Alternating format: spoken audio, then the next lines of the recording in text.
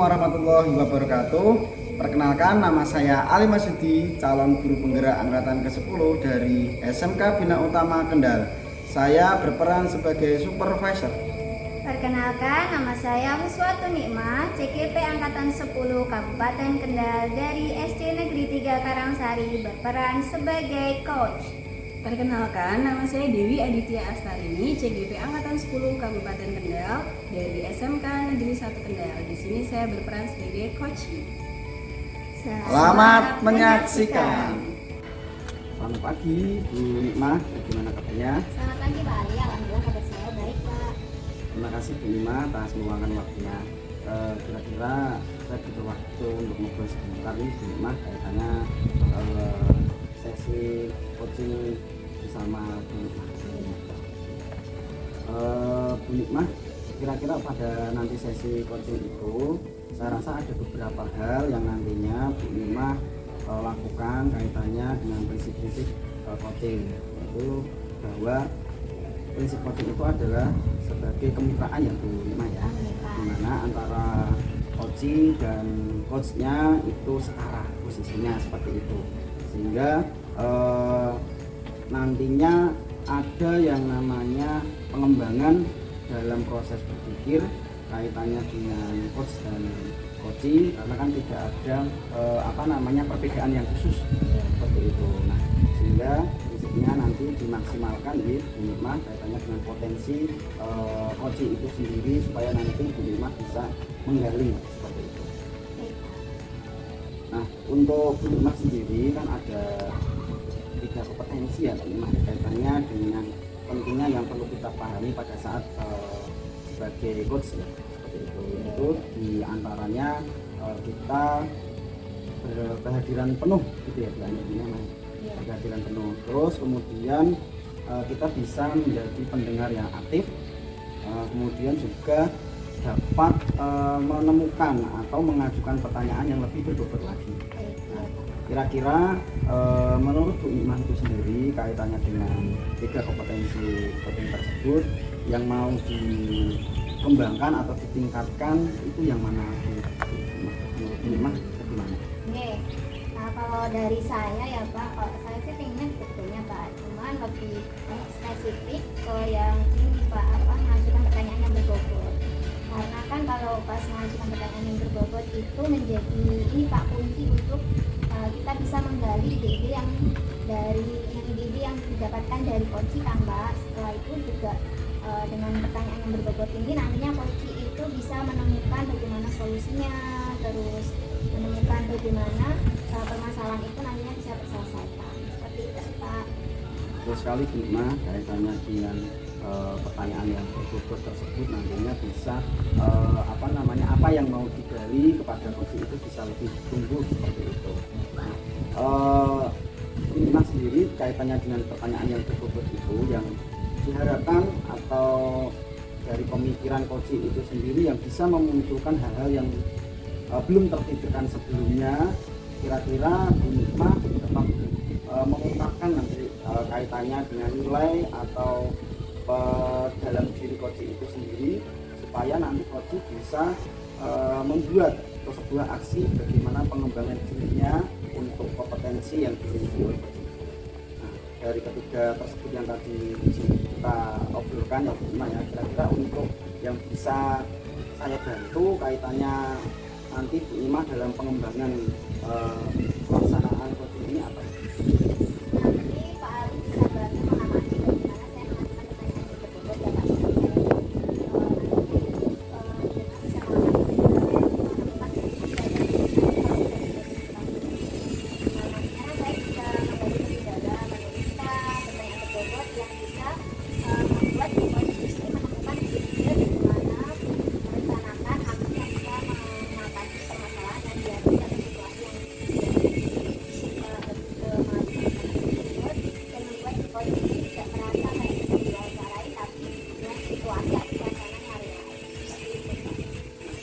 Baik, betul sekali. Memang nantinya bisa membuat suasananya rileks ya Pak. Terus untuk pada saat proses pengamatan itu sendiri saat berlangsung, kira-kira penilaian dari Bu Mas sendiri terhadap apa yang akan dikembangkan ini? Ya, saya harapannya itu gini Pak, saya bisa membantu si Koci itu memikirkan atau menggali pemikirannya si Koci, bagaimana dari ide itu dia seperti menemukan sebuah solusi tentang mengatasi masalahnya, kemudian bisa si Koci itu merencanakan apa saja yang harus diterapkan, apa saja yang harus dilakukan agar masalah tersebut bisa teratasi. Seperti itu Pak.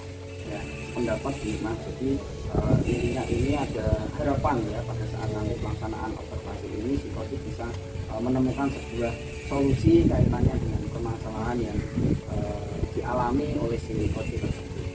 Baik Bu Mas, biasanya tadi kira-kira pada saat nanti observasi penilaian apa yang kiranya nanti bisa saya amati lebih mendalam dalam proses pelaksanaannya Koci. Baik Pak, untuk penilaian nantinya saya itu menginginkan saya itu bisa menerapkan visi coaching tadi yang Pak Ali sebutkan dan kompetensi inti coaching yang dijalani ya Pak, terutama di bagian yang mengakibatkan hukum. Jadi nantinya itu saya menginginkan kalau saya itu bisa menggunakan kata kunci untuk mengolah pertanyaan-pertanyaan yang menuju membantu coaching menemukan solusi dari permasalahan. Itu sih Pak. Baik Bu Ipma, dari nantinya pelaksanaan coaching itu sendiri kira-kira Bu Ipma itu berharap nanti si coaching itu yang seperti apa? Tadi itu Pak yang bisa menemukan atau menggali ide baru supaya bisa menemukan dan membuat keputusan sendiri agar solusi yang permasalahannya itu bisa tergali gitu Pak. Jadi psikologi bisa memikirkan bagaimana caranya mengatasi masalah tersebut, terus nanti bisa memutuskan apa yang akan dilakukannya untuk mengatasi masalah yang dia hadapi.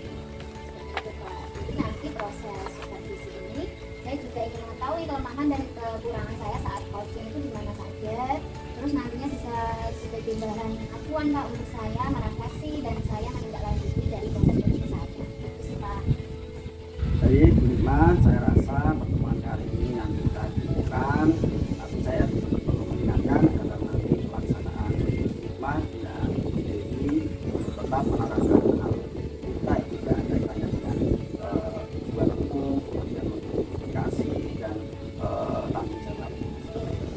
Itu Bu Ipma, terima kasih atas peluangkan waktunya. Semoga nanti bisa berjalan dengan lancar. Oke, amin. Terima kasih Pak Ali. Sama-sama. Ibu Nima, Pagi Bu Dewi. Bu Nima ada waktu nggak hari ini? Iya, saya lagi free nih. Ada apa ya Bu Dewi? Saya ingin mengajak Bu Nima untuk berdiskusi tentang beberapa hal Oh baik, ini kaitannya dengan apa ya Bu Dewi ya? tentang pembelajaran berbasis proyek kolaboratif Bu Nima. Oh, oke, nanti ini ya Bu, kita kan nggak punya waktu banyak ya Bu ya. Jadi nanti selama kita berdiskusi ini apa nih yang ingin Bu Dewi dapatkan dari diskusi kita? Jadi saya ingin nanti saya punya gambaran apa yang harus saya lakukan dengan rencana saya ini. Oh baik, berarti tadi rencana Bu Dewi itu tentang proyek kolaborasi ya Bu ya. Bisa diceritakan lebih detail lagi Bu tentang rencana proyek kolaboratifnya itu seperti apa? Jadi gini Bu Nima, saya tuh ingin mengajak Bapak Ibu guru di sekolah untuk melaksanakan pembelajaran berbasis proyek kolaboratif. Jadi antar mata pelajaran kita akan bikin salah satu proyek yang itu nanti penilaiannya itu ya semua mata pelajaran itu yang terlibat seperti itu.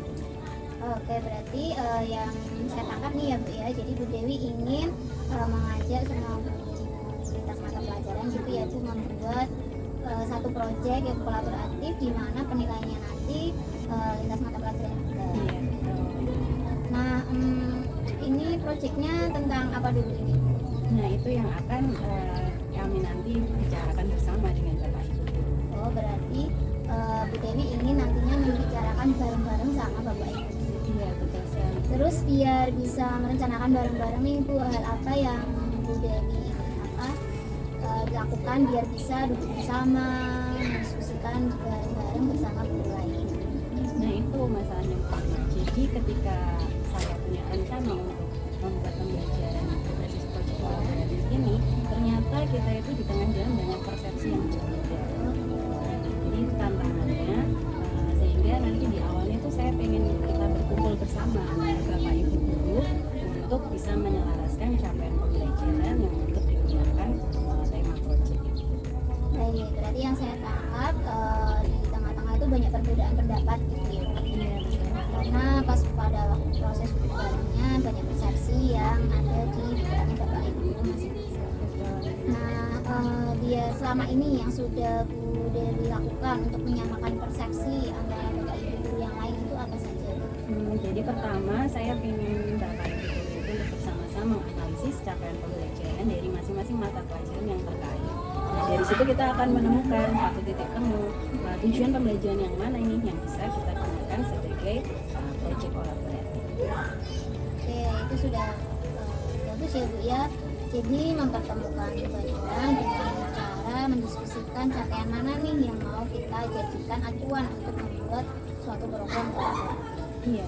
Ya, selain hal itu Bu, mungkin hal lain yang bisa menyamakan persepsi lagi selain mendiskusikan tentang capaian, ada hal-hal lain yang mungkin di pikiran Bu Dewi bisa nih kayaknya aku terapin biar ayo kita buru-buru bisa kolaboratif. Sebenarnya ada berbagai dalam pikiran saya yang bisa dilakukan. Jadi kita bisa melakukan juga tujuan pembelajaran bersama-sama, kemudian nanti kita tentukan tema proyeknya apa, kemudian nanti proyeknya itu seperti apa prosedurnya, kemudian tidak lupa juga tentang penilaian. Jadi itu rencananya yang akan saya lakukan. Jadi tadi yang saya rangkum nih ya Bu ya, yang pertama kan untuk menyamakan persepsi kita beda capaian. Yang kedua bisa beda tema, terus beda tujuan pembelajaran. Dari langkah-langkah tadi nih Bu, yang sekiranya mau Bu Dewi prioritaskan nih, aku kayaknya perlu melakukan yang ini dulu, itu sekiranya yang mau dilakukan terlebih dahulu itu yang mana?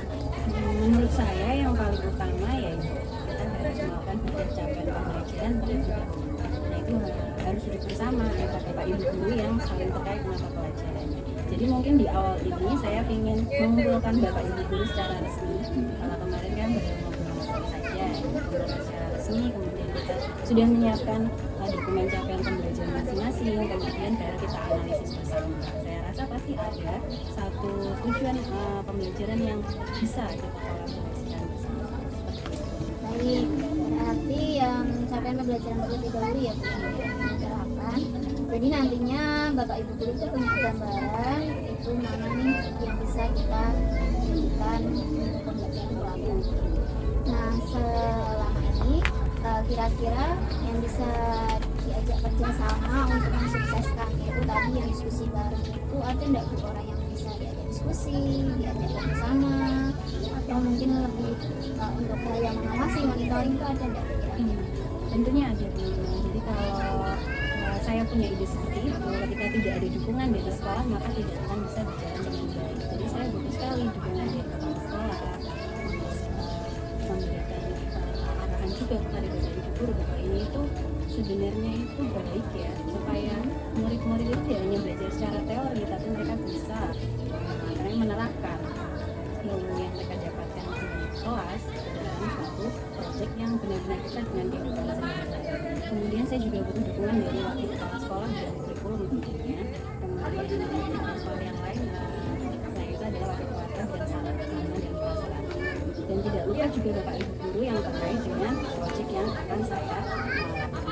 Baik, berarti memang proses kolaboratif ini melibatkan banyak orang ya Bu ya, tentunya terutama di warga sekolah ya. Bisa sekolah dan tadi wakil sekolah dan guru yang terkait maupun guru yang menjadi wali kelas bisa juga kan. Iya. Ya, nah kira-kira ini Bu kapan ini pelaksanaan tadi diskusi barengnya? Jadi merencanakannya itu akan menjadwalkan itunya kapan? Saya berpikir bahwa secepatnya ya Bu, supaya nanti proyeknya bisa segera berjalan. Saya rasa dalam minggu ini saya akan mengumpulkan Bapak Ibu guru untuk berdiskusi bersama. Berarti dalam waktu secepatnya ya Bu ya, kemungkinan di minggu. Nah untuk diskusi kita nih tak terasa juga waktu nih Bu. Jadi setelah tadi kita diskusi apa saja yang telah Ibu dapatkan mungkin bisa diceritakan kembali di jabatan juga rencananya.